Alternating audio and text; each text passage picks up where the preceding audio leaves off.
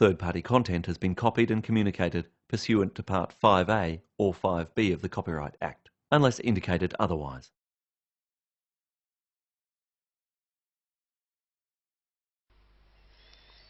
Now, we mentioned earlier that each of those basic steps involved in chemical transmission at a synapse is a biochemical event that can potentially be influenced in some way, thus altering function.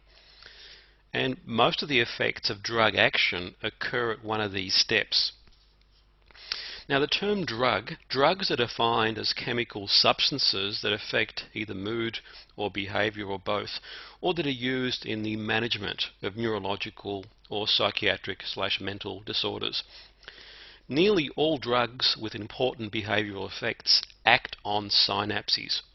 For example, nicotine, caffeine, and opiates all attach to specific brain receptors. A drug that blocks the effects of a neurotransmitter is called an antagonist.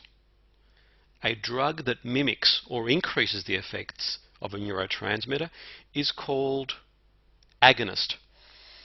A drug has an affinity for a particular type of receptor if it binds to that particular receptor, fitting somewhat like a lock and key. Drugs vary in their affinities from strong to weak.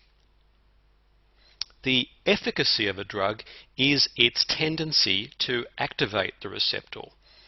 For example, a drug that binds tightly to a receptor but fails to stimulate it has a very high affinity but a low efficacy.